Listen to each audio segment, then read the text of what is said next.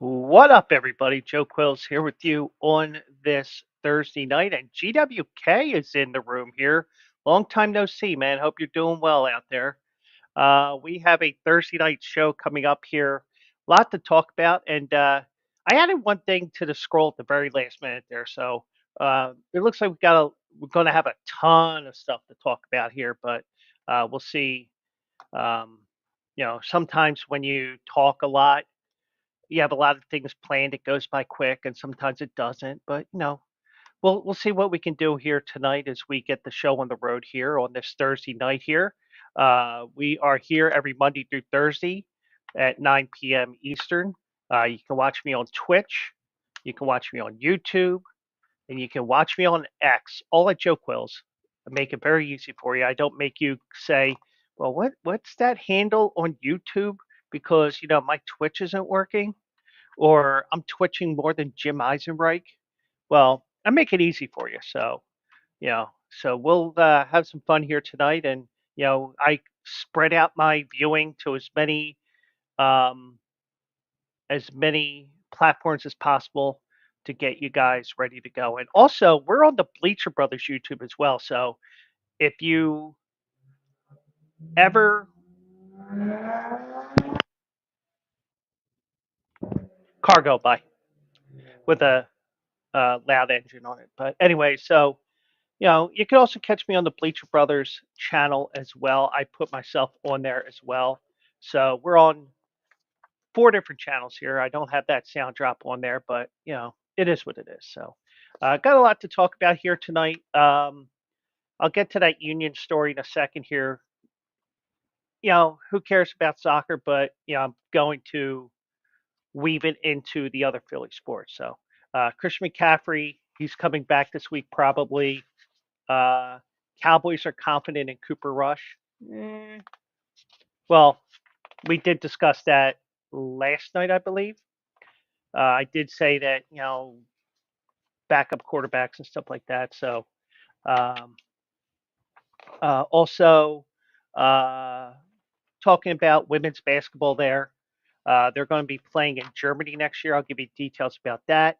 And poor Bronny got sent down to the G League, and a guy whose pick should be sent down to the G League, yours truly, will have his picks for the weekend. Even though I did give you an impromptu, I did give an impromptu Philly fade last night that did win.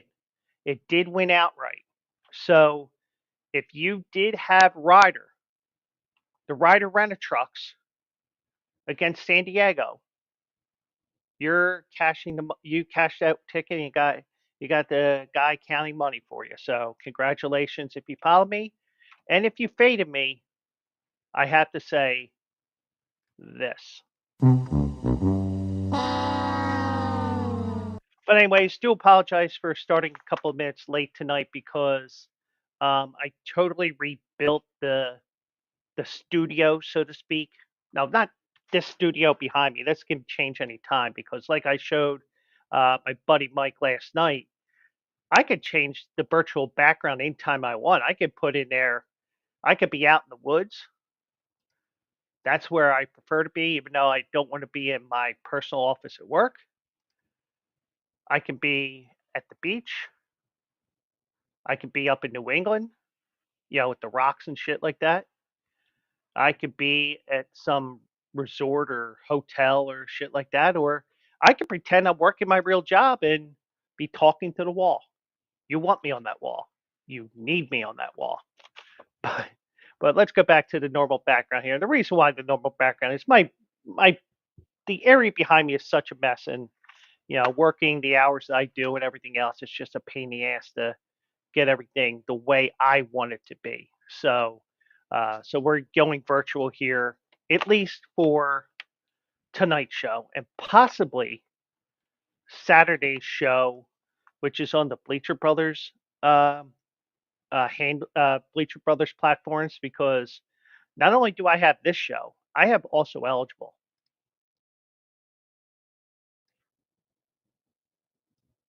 and you can see here some of the things here. Uh, we Most of the time it's AJ, the Bleacher Brothers uh, president, CEO, head muckety muck, whatever title he wants, he can have. We talk about the races here. I admit, I have no idea what we're talking about Saturday. I am leaning towards Aqueduct, not Belmont at Aqueduct, not Baqueduct, but I'm leaning towards Aqueduct as their regular traditional meet started today. And we'll see if we can get you guys some winners this weekend. Um, so I'm leaning towards that right now, and we'll see if we can get you guys some winners here. So whoops, wrong one. But we're back here. So let's get the show started here. Now, I do want to bring in some news here. Now, if you are a person that follows a lot of the shit that I say, and by the way, we are free to curse, even though I prefer not to, because I've already dropped about three of them already. Um, you know, the only criticism I had with the Phillies after they fired Gabe Kapler in 2019 is they strung him along for a couple of weeks. Well, that is what happened here because Jim Curtin, the Union head coach, manager, whatever the title is in soccer, I need AJ to coach me on these terms because he has really gotten into soccer over the last couple of weeks or last couple of months between Welcome to Wrexham, uh, you know, and other things that he's also the show that's on Apple. The name's escaping me, but you get the idea. Um, but Jim Curtin let go after 11 years. Now, the one thing I would say, and I say the same thing um,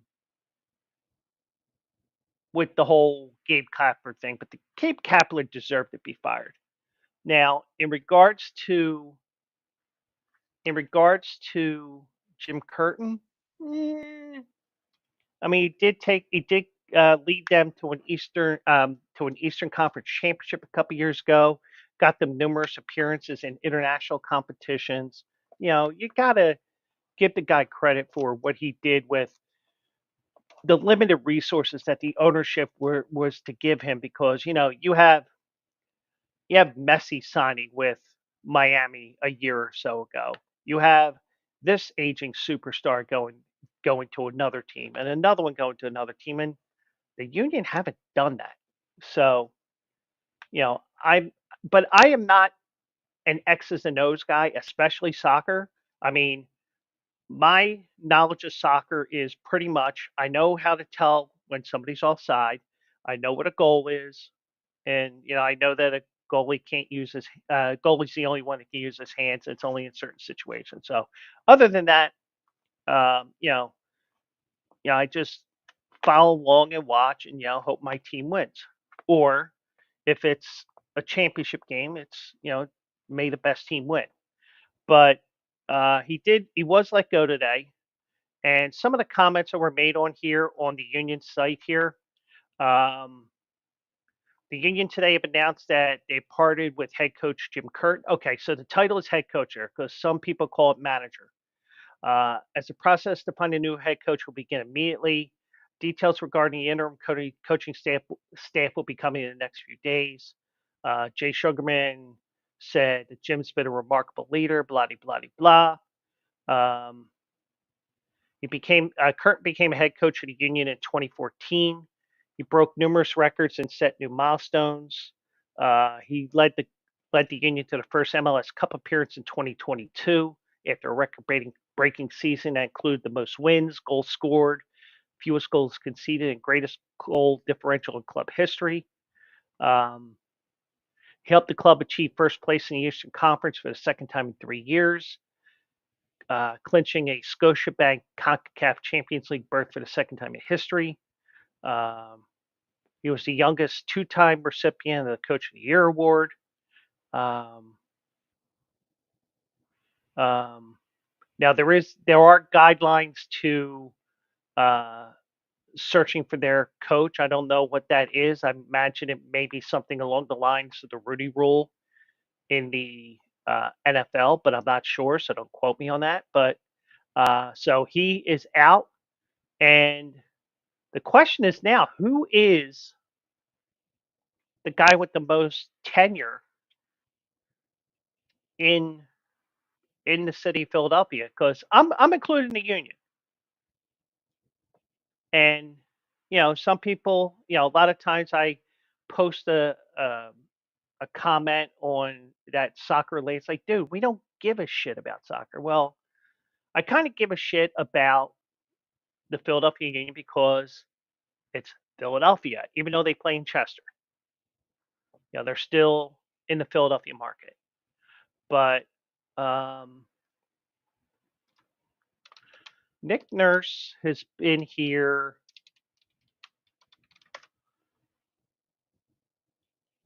Okay, so this is his second year.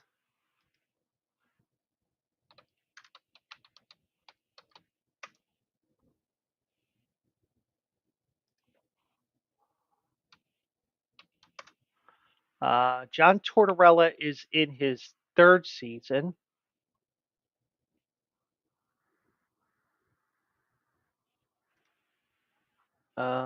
He was hired on June 17th, 22.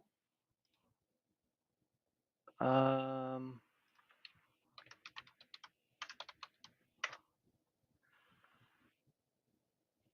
Nick Sirianni has been here since 21. So Nick Sirianni, as much as everybody wants to see him fired, he has the most tenure right now as a head coach or manager in the city of Philadelphia in regards to the four major sports and adding the union to that mix.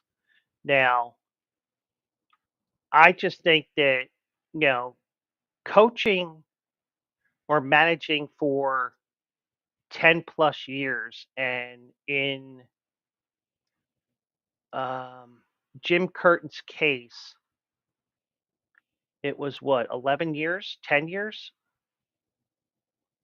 So he had a long run, a run that is rare in most sports, not just in soccer, all sports. Because coaches get burnout. Coaches sometimes just don't have their contracts renewed, and I hate when somebody says that a coach got fired when they do not have a contract. Because my personal opinion, if you're fired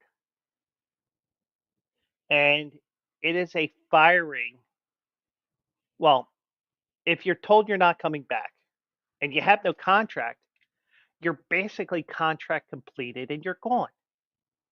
You're not getting a new contract.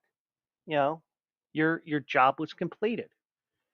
So yeah, I just hate that because it's like, oh, he got fired. Well, if that's the case, then why does he not have a job? Why does he not have a contract? Well, that's because you're choosing not to extend him because technically he doesn't have a job. But but Jim Curtin, uh, you know, probably when excuse me, probably when he comes when things settle down, and we don't know if there's any uh, any animosity between management and the coach, so we don't know. I imagine he's going to be in their Ring of Honor with Sebastian Latou because it is a small Ring of Honor for the Union, but I imagine he's going to be up there uh, eventually. So I would say that you know you're hired to be fired, and I'm not a complete soccer guy. I'm not going to pretend to be one, but when that news flashed, or actually, I actually saw it on Facebook first. And I was like, oh wow, you know, because you kind of got an idea that it could happen because of the fact that you had um, because you did have a down year, and he may have just said, you know what, whatever. So so I guess over time you may see him come back and be honored for uh, the job there. So Nick Sirianni becomes the most tenured head coach or manager in Philadelphia now by about a year over Rob Thompson. Because Rob Thompson and because if you go by the hiring date, um, and I'm going by Wikipedia, and I'll tell you right now, Wikipedia, if you are going to be watching this even after the fact, you cannot cite a Wikipedia article uh, because Wikipedia you can manipulate so much, you know. Like when I was in school, I used Wikipedia, but I didn't use it to cite. I used it to find information on shit, you know. Because you have their citations and they have, oh, this article. Okay, let me click on that.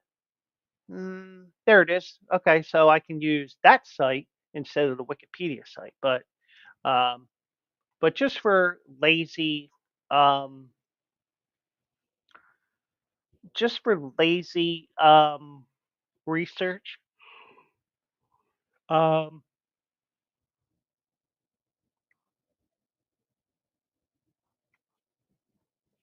he was um, on June 3rd. He became the interim manager after Joe Girardi was fired. So he has about 12 days on John Tortorella technically. So so you do have that. But I just wanted to mention that because uh, even though not many people care about soccer, um, the the tenure the tenure ladder has changed in the city of Philadelphia if you include soccer because you don't realize that he's been there over 10 years. But yeah, I wish him well. Uh, you know, so, but we don't know what happened. Maybe there was just an argument that led to something. Who knows? But or maybe he was fired and they just announced it today. Who knows? But whatever happened, he gone. So, um, I'm just pulling something up here. I do apologize here. So we do have some NFL news here. First of all, the football game is 7-7 right now. They're around the 2-minute warning in the first half. Um, I'm keeping an eye on that while I'm talking to you guys here tonight. Um,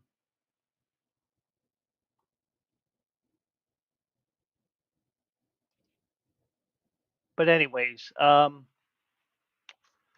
so Christian McCaffrey may be back this Sunday. So if you have him in fantasy, you can take him off of IR probably and start him probably this weekend. I say probably not only because if he's available, also because it depends upon his workload.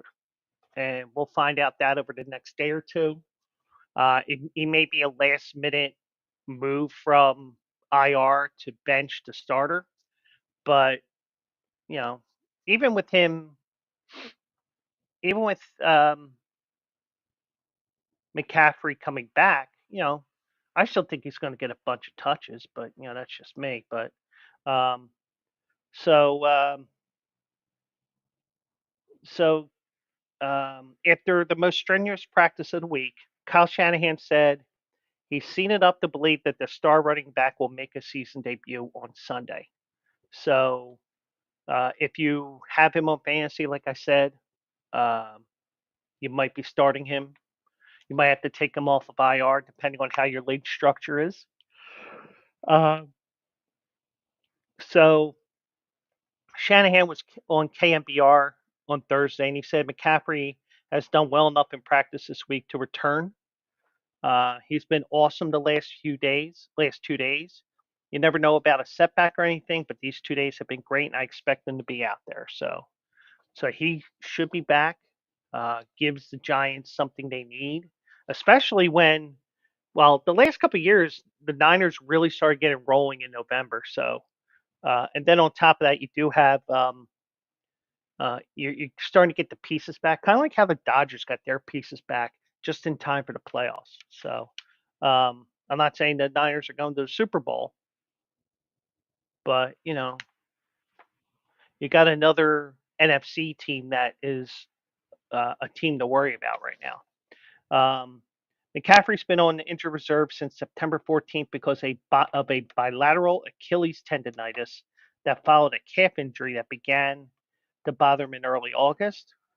And he had traveled to Germany to meet with a specialist while the Niners were in LA to play the Rams in September. Before last week's bye, Shanahan said McCaffrey would stick around the team facility and do some simulated practice activities that would lead to his return to practice. There were no setbacks, so they opened the window to return, which is a 21-day window. And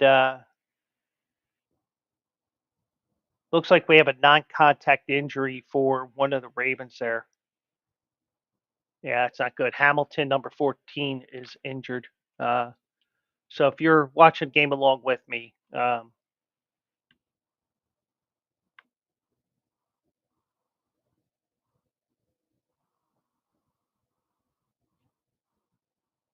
hmm, I can't tell what it is, but I'm not going to look anymore. I'm paying attention. I should be paying attention to this. So McCaffrey took part in a bonus practice on Monday and has since participated on a limited basis in sessions Wednesday and Thursday.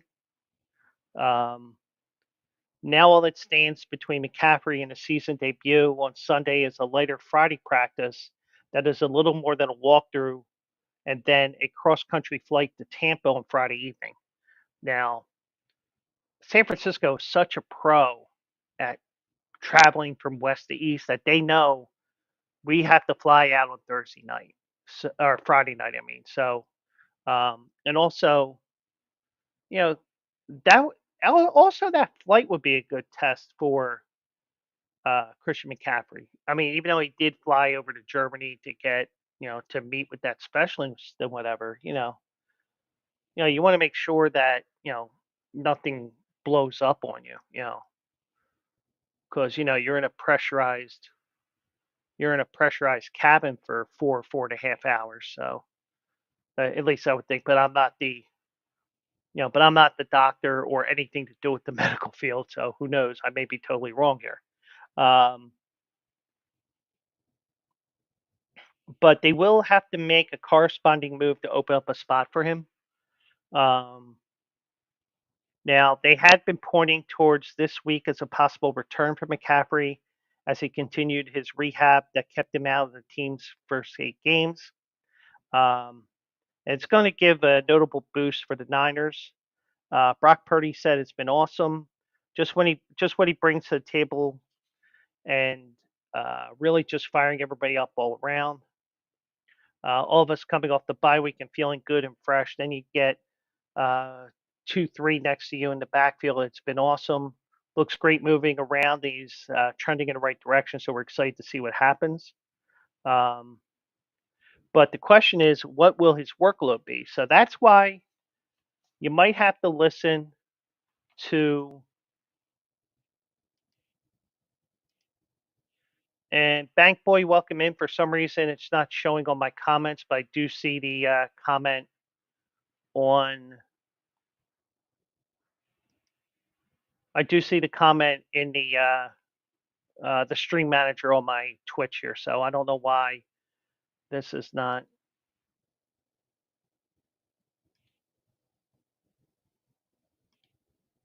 So I do see it. For some reason,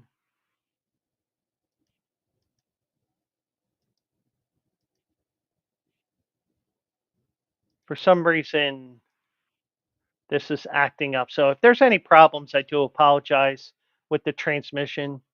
But I do see Bank Boy's comment and welcome in, man. Hope you're doing well out there, and hope you survived your birthday. Um, um, so, so when healthy, McCaffrey has been the team's primary back. No shit. Um,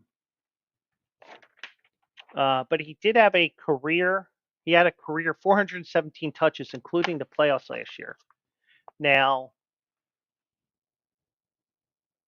they they do have a crunch at running back because Jordan Mason, who had filled in for McCaffrey, um, he offers depth, but he's limited in practice because of an ongoing shoulder injury. Then you have um, Isaac Guarendo and veteran Patrick Taylor Jr. on the roster, on the 53-man roster as running back. So, um, what the heck happened in Baltimore that there? But but despite these options, Shanahan has indicated that McCaffrey's workload will be determined by how he feels as the game nears, and noted uh, Wednesday he does not believe McCaffrey's injuries are the result of being overworked in previous season. I disagree. Okay, there was an interception. Okay, so I was wondering why they were celebrating like that. But the thing is, it is proven fact over past generations that the more workload you give running backs, the more that they just careen off the cliff with talent and everything else. So that is true. Um, but Shanahan said that I think things happen to a body. I think they happen in off season, but I don't think they really has. It doesn't really have to do with numbers. When a guy is healthy and good, it's usually good. But we've got to see where his conditioning is at and how he is. I know he's conditioned as well as he can be, but how his football conditioning is and stuff. But usually, I don't chalk up numbers one year to affect the injury the next year. But um, production does wane over time.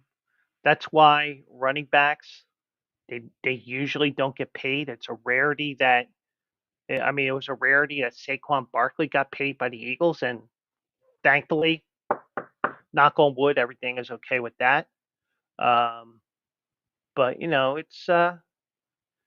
it is a little, um, it is a little, you may see a little bit of waning here. Now, you are with the way since McCaffrey will only play in 9 games maximum in the regular season, you would have to prorate these stats out to 17 games, even though that's not really a good thing to do because there are games you never know what he could have in one of those games that he missed. He could have a 200-yard game rushing, he could have a 100-yard receiving and 12 yards rushing, or he could be totally stopped. You just don't know. So, you can prorate it, but it'd be a little dangerous to do so if you ask me. But that is but he's going to be back, barring anything unforeseen.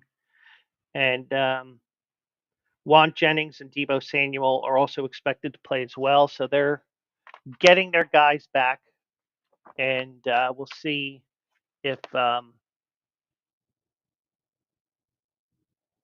we'll see if he goes back to uh, playing here. So yeah. So for whatever reason, and I do apologize, and I'm going to keep track because if you saw my setup that I use here, especially while I'm on here with you guys, especially with this setup I have right now, because I had the Monday show with myself and my buddy Mike. Mike sits on the other side. I sit on this side. Um, um, you know, I don't have my usual setup. I have a temporary setup until we get him a computer, a desktop computer. Um, so for whatever reason, I'm not able to read any of the any of the comments here. So for whatever reason, I do apologize. So if you're commenting on YouTube, I apologize. Um, yeah, well, what I could, I'd have too many screens. So if you're watching on YouTube and I don't see it, I do apologize. Um, so let me just post that in here. Um,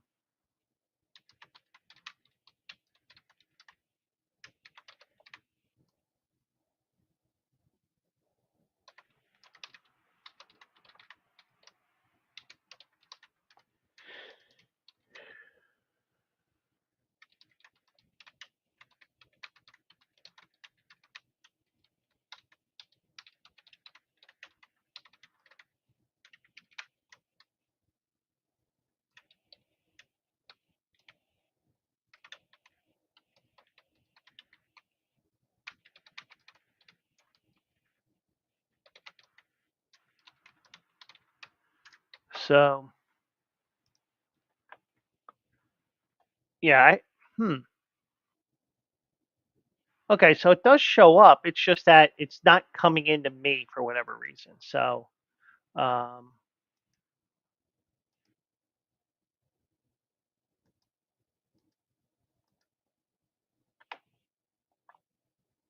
so, um, so if you do want to participate, um, yeah, for whatever reason, let me see something here.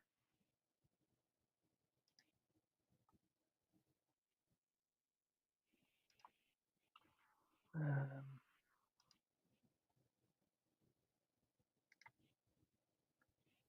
okay, so it is showing up on YouTube. I'm on my YouTube, and we do have that issue here. So let me go on the Bleacher Brothers YouTube.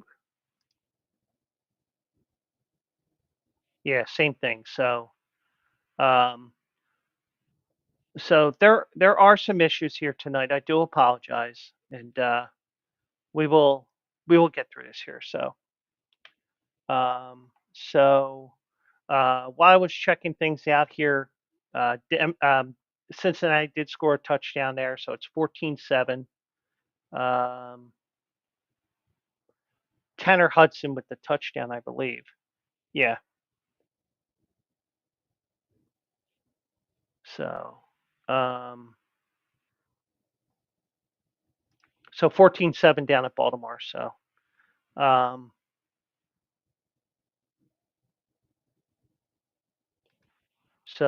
we'll see what happens here. I'll keep track of YouTube. I mean, I'll keep track of Twitch.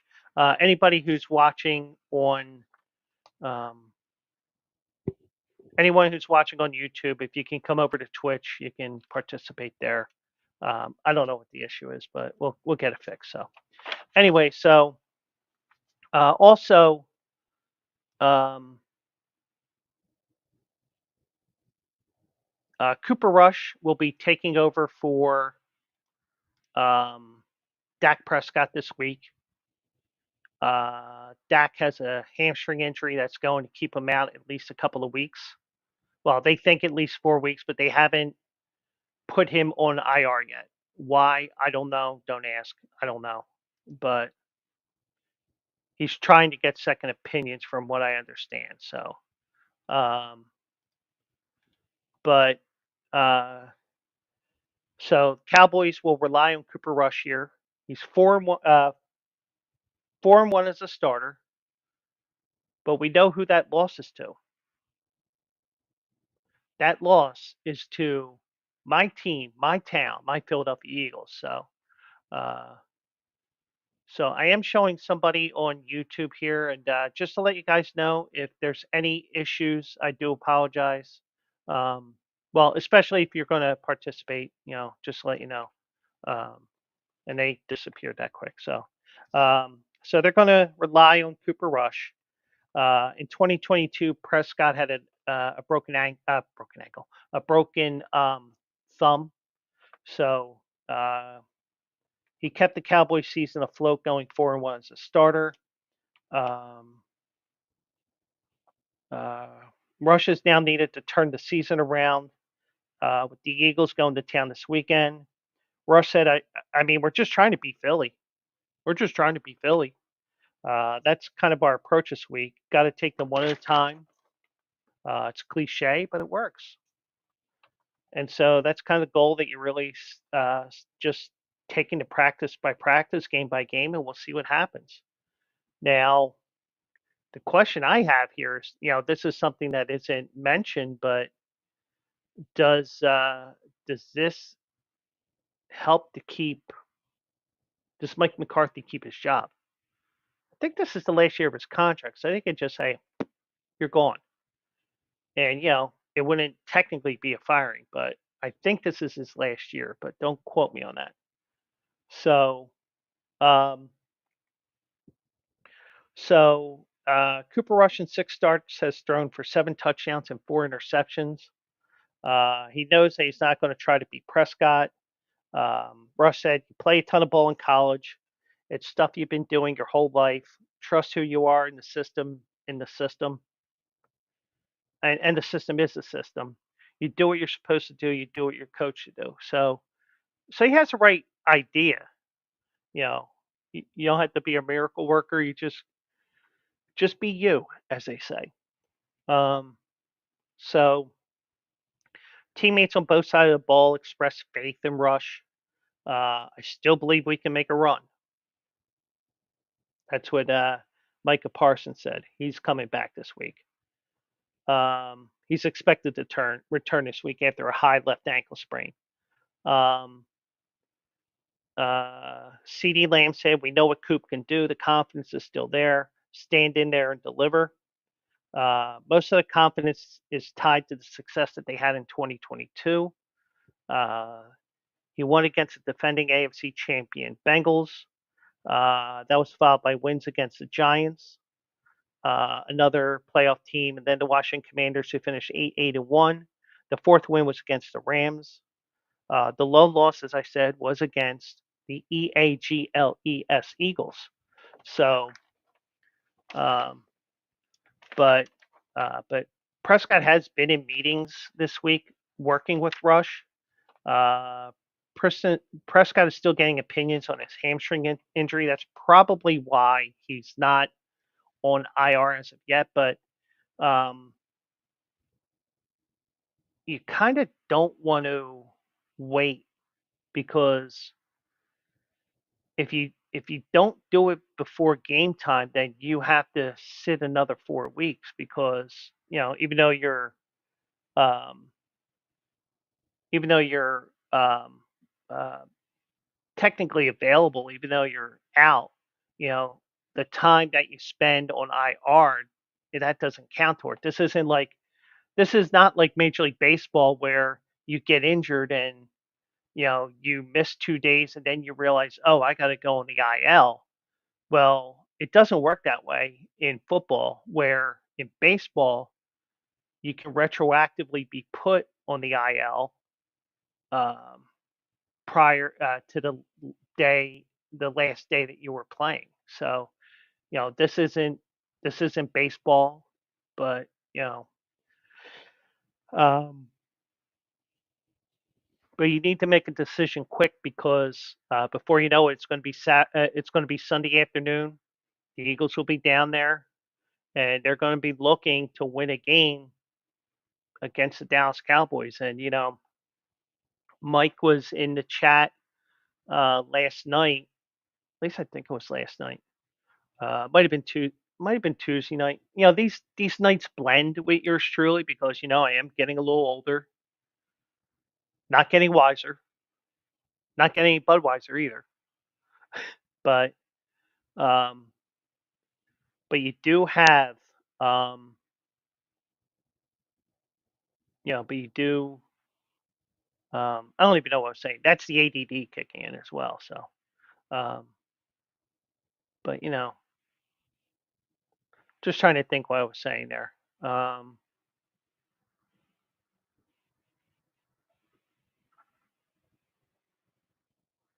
oh, the timing of the injury. It's got to get done because you can't afford.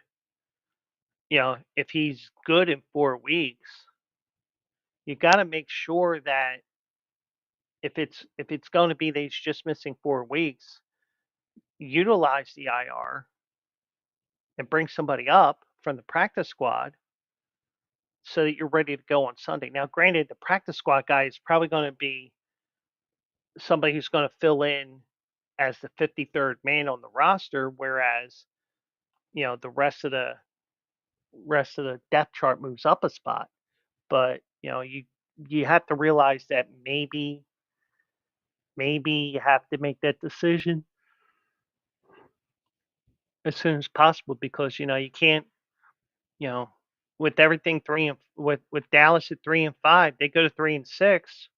You might as well just put them on the um, long term IR and have him out for the year. But he may be out for the year. Who knows? But it's just that you do have an injury, and we did talk about this injury last night, and um, uh, the one Dallas Cowboy had a more serious avulsion, which is the the tendon ripping off of the bone. He missed almost the entire year. So I don't know what a partial is because this isn't an injury that I don't think happens that often, or they don't tell you exactly what that injury is. They may not tell you what that injury is. So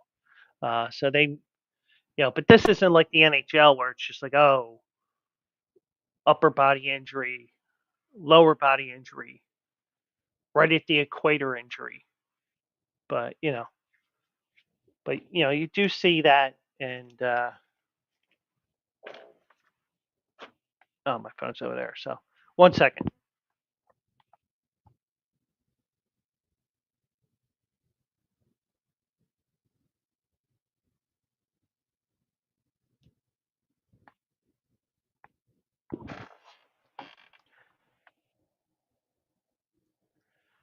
Um,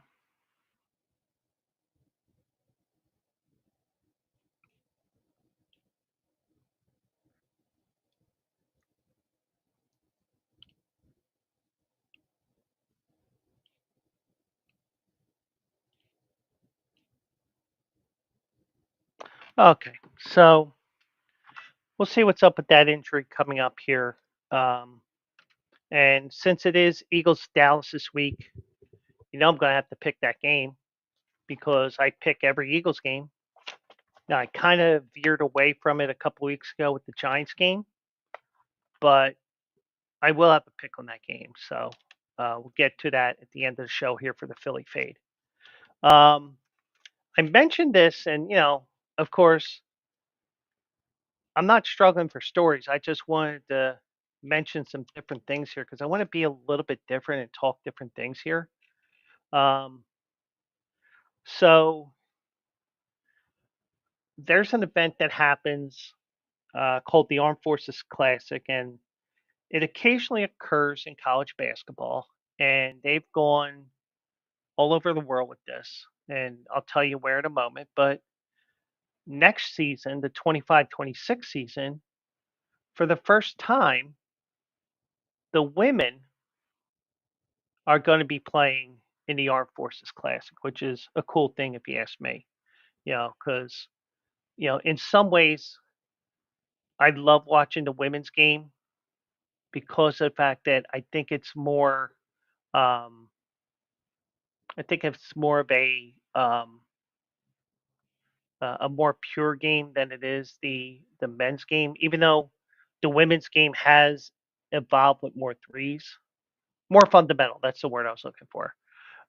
It's a more fundamental game, but you do see you are seeing more threes being taken in the women's game. So you know the women's game is evolving as well as the men's game has. So you do have that now. Um, UConn will be facing Louisville in to tip off the 25-26 season at Ramstein Air Force Base in Germany. It will be the first ever college basketball matchup. It'll be on November 4th, 2025, and it will air on ESPN. So, Gino Auriemma said in a statement, "We want to do as much as we possibly can, both personally and team wise, to support our armed forces." I'm okay with that. You want to support the armed forces as much as possible. And especially because, you know, and it's not just because, oh, Veterans Day is coming up on Monday. And, the only reason why I know it's Veterans Day on Monday is because that came up with my buddy Mike last week or this week when we were here. He goes, "Oh, is Monday a holiday for you at Redacted Company?" I'm like, "No, it wasn't when you were there either." Because um, the reason why it's not is it's based on collective bargaining agreements. So we do not, my union does not get Columbus Day or an Indigenous Peoples Day.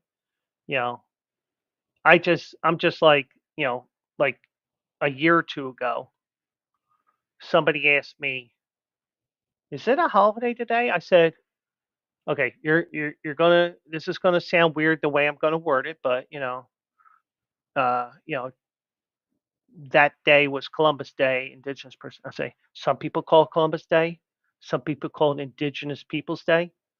Wherever you side on there, I'm just making sure I don't get myself into trouble because oh, he was insensitive because he mentioned Columbus, or he was insensitive because he did not mention Columbus Day. Well, I cover both, so yeah. So, but seriously, you know, but my union does not get Columbus Day and Veterans Day as a holiday. What we get is two floating holidays, which I take advantage of because um, when Christmas week comes around, I'm done for the calendar year. So, um, it is what it is. Uh, so, um, so REM also said, "I'm glad we're getting the opportunity to go overseas and have many of our military members see us play in person. I know it'll be an experience of a lifetime for everyone in the program." And yeah, I mean, especially with way things are with everything in the country, and and you know and the potential. There's always a potential for something military.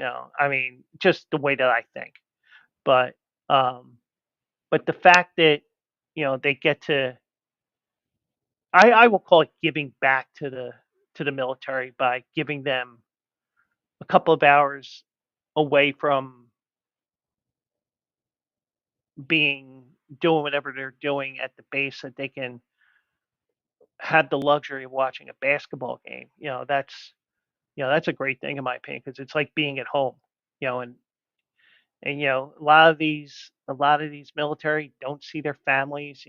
All right, they may see them on Zoom, they may see them on FaceTime, they may see them here, they may see them there, but it's not the same as seeing your loved one in person.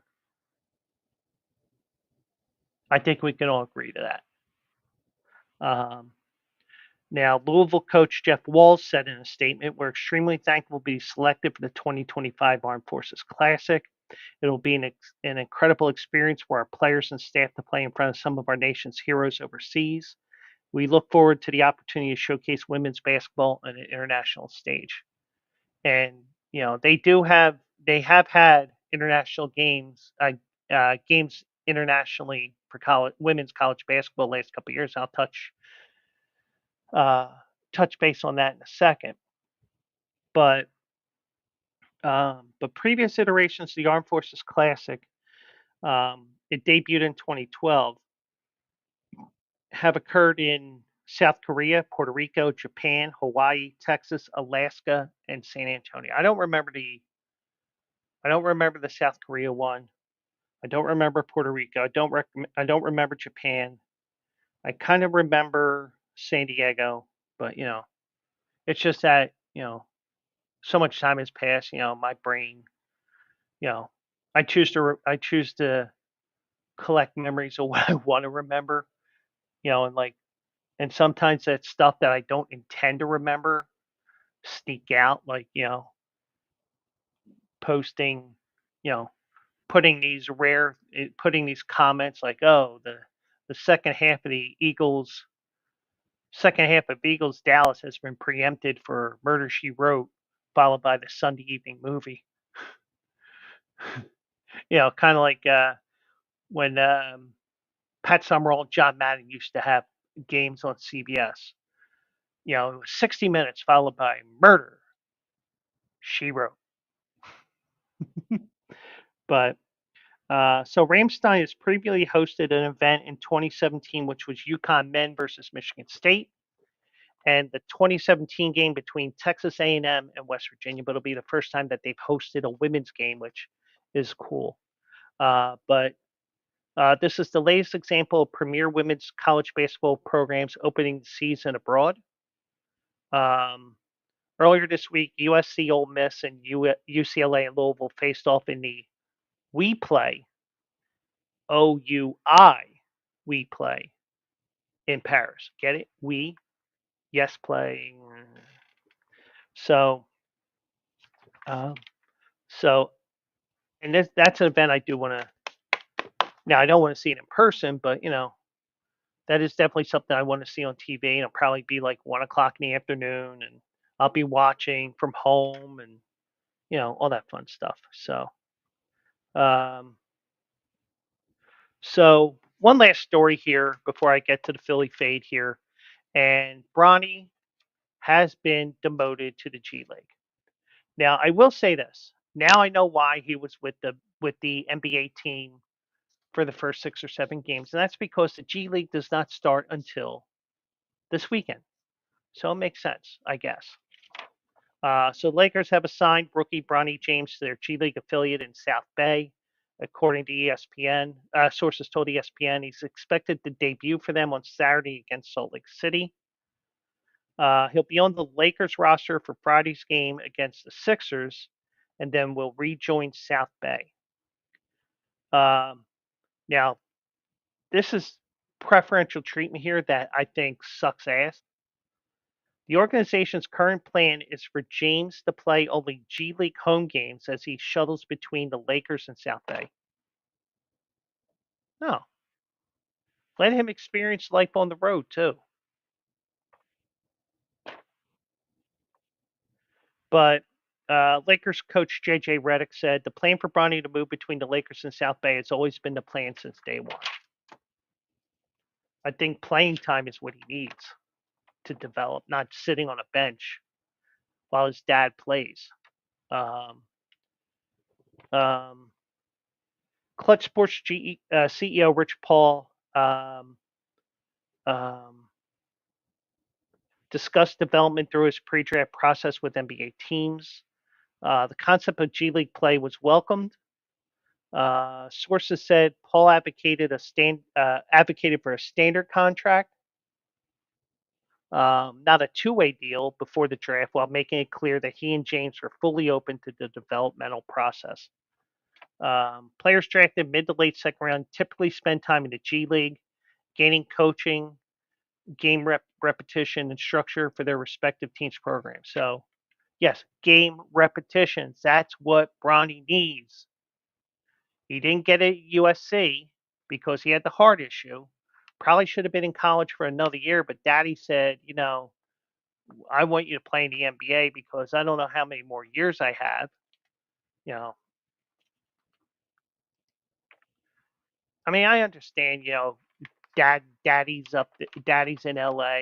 We got to have him play there, but you got to do something. But um, but during the 23-24 season, 23 of the 28 players selected in the second round of the draft spent time in the G League. So he's played in 4 games this year. One of them was when um, LeBron and him made history, becoming the first father son duo to play in an NBA game at the same time. So I don't know about you. I just don't agree with it, but we'll see. You know, I think he should be playing G League fully so that he can get the repetitions both at home and on the road. But I don't know. So last week was an utter bloodbath for the Philly Fade. We went 0 for 8, and but we did have that win last night, so we did cut a little bit of that hole. We did dig out that hole a little bit, so it was only plus 145, but it's still we're still way behind, and I'll get the stats caught up this weekend with everything else that I plan on doing while I'm working. Um, so let's go here.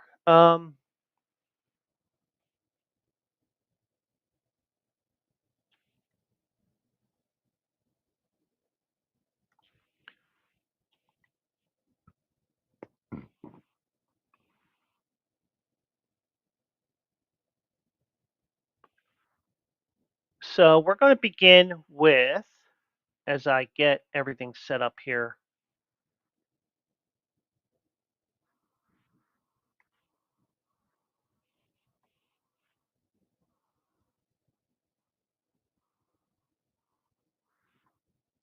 Um, let's begin. Let me share my screen here, and let's begin with college football here. Um, anything on Friday? No.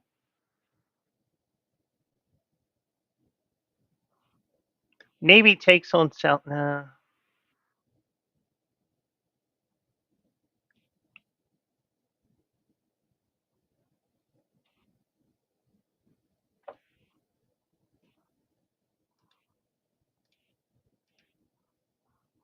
Helps if I had add the scene here.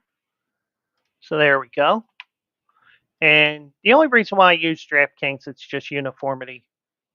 Um,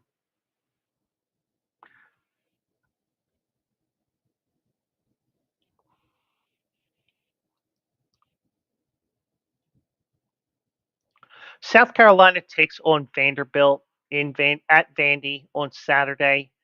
South Carolina had a big win last weekend. They defeated. Um, let me pull that up here.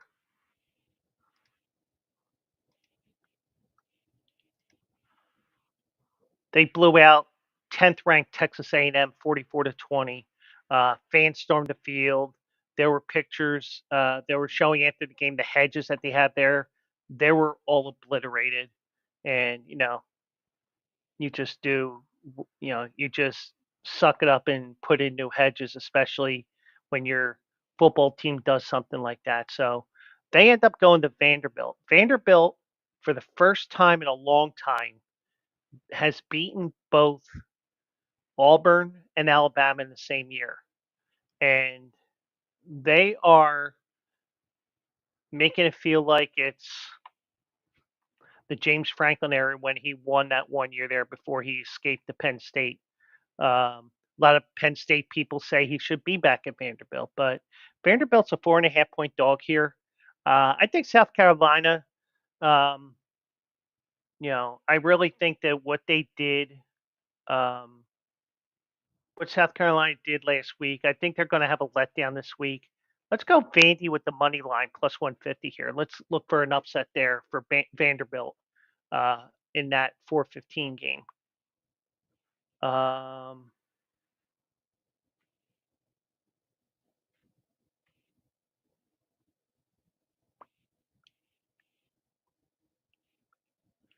Florida State goes to Notre Dame for a Saturday night game on NBC. Florida State has been the biggest disappointment in college football, and I got to hop on Notre Dame here minus 26. That is going to be ugly. Also, um, I hate to do it, but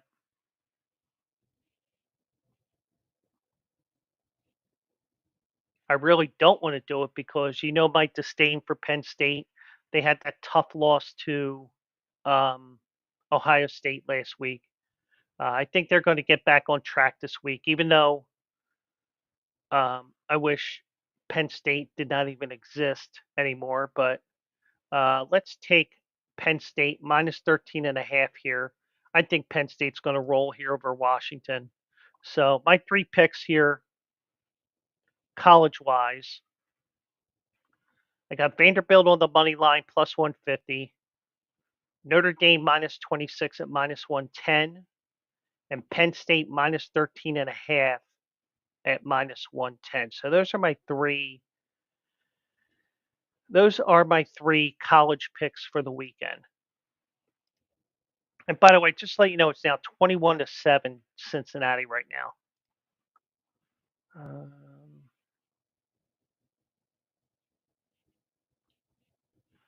um, ba, ba, ba, ba, ba, ba, ba.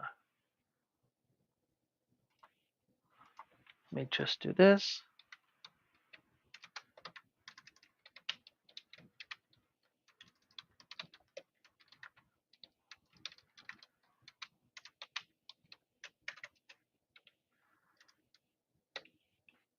Okay, so let's go to the NFL here. I'll give you a couple of games here. Let's begin. Well, first, let's clear this out. Let's go to the National Football League. There we go.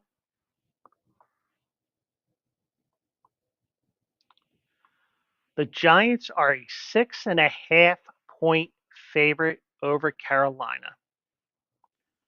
Now, the one thing is, Carolina, they are slowly trying to build Bryce Young back up bit by bit, kind of like Humpty Dumpty. But they're going to try to put him back together again. Um, no way in hell should the Giants be a 6.5 point favorite, in my opinion. And maybe maybe they do uh, win this game, but I can't.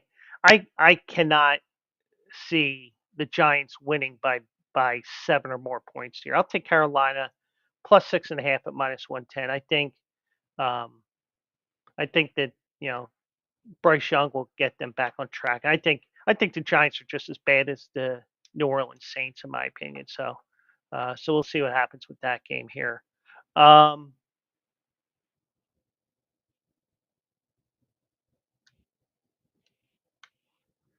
do want to see one thing here,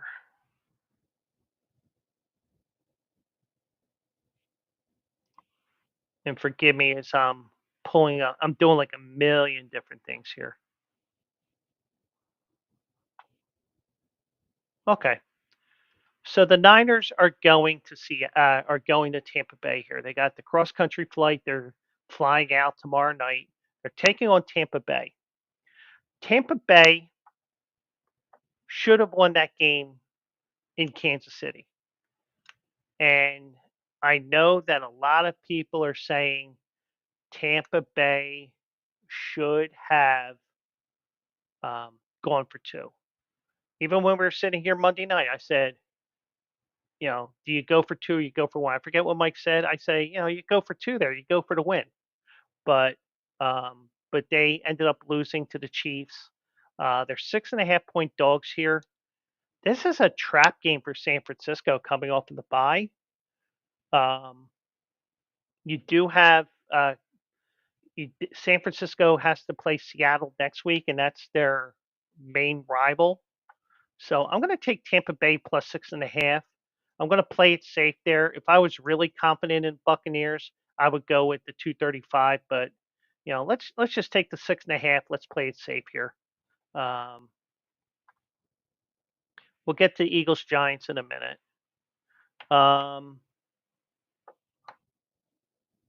I do not understand this line here. Monday night, Rams and Dolphins. Okay, two is back. I get it. But I really don't understand this line with the Rams. They're a 1 point favorite over Miami. I'm going to take the Rams all day here. Minus 110, minus one at minus 110. Give me the Rams. They're going to win this game. They're going to win that by a touchdown at least. Um, and then the game that I'm worried about, the Eagles and the Cowboys. Um, I'll tell you what, the NFL really did the Eagles dirty.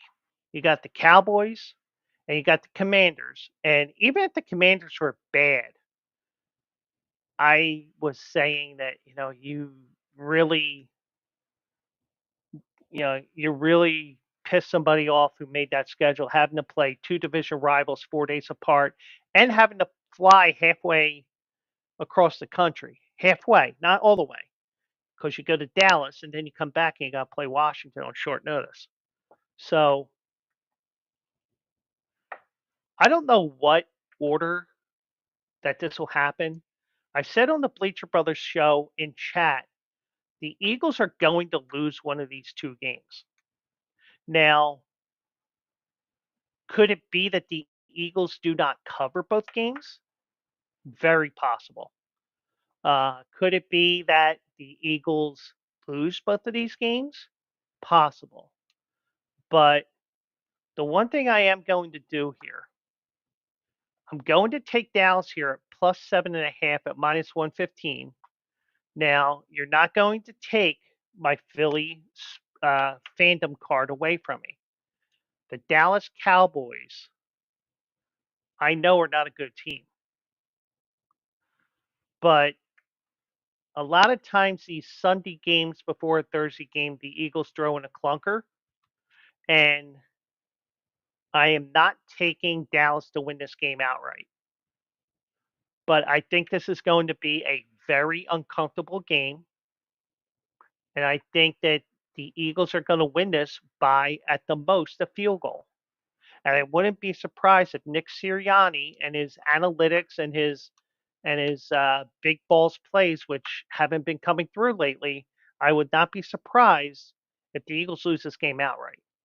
But I think the Eagles are going to win like a 1 to 3 point game. It's going to be uncomfortable in a game where you want to blow the Cowboys out by 30 so you can sit all your starters in the fourth quarter. But it's going to be an ugly game.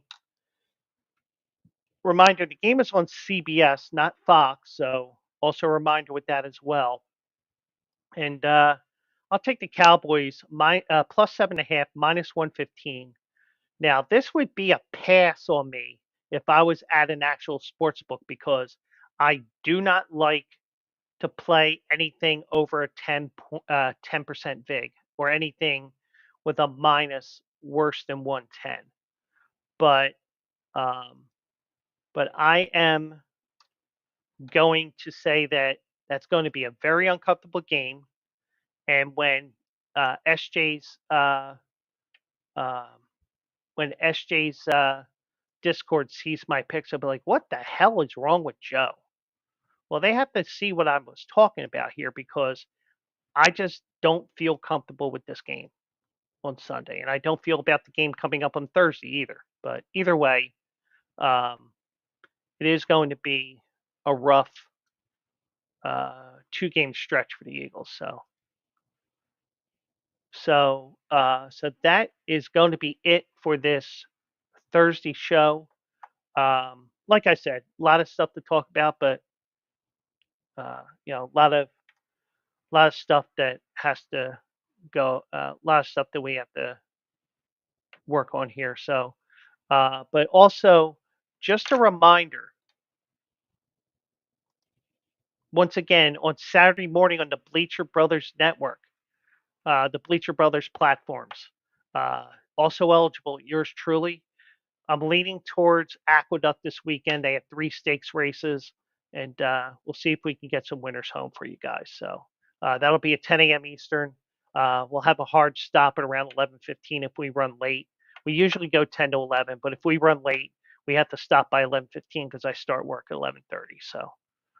So that is it for now. What I'm going to do here, I am going to rate out here and we are going to raid.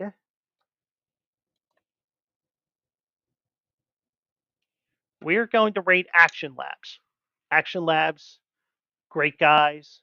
And the one thing I will tell you guys is I may be Bleacher Brothers. I may be part of Bleacher Brothers. And also check bleacherbrothers.com for all your sports needs, including my horse racing articles.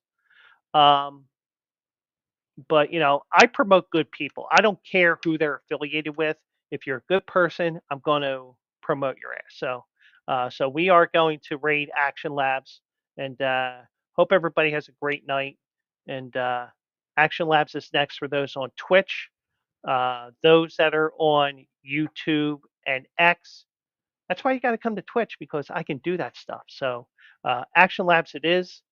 Have a great night, everybody, and I will see you Saturday for Also Eligible, and Monday at 9 o'clock for the Joe Quill show. Um, so we are going to raid out on Twitch.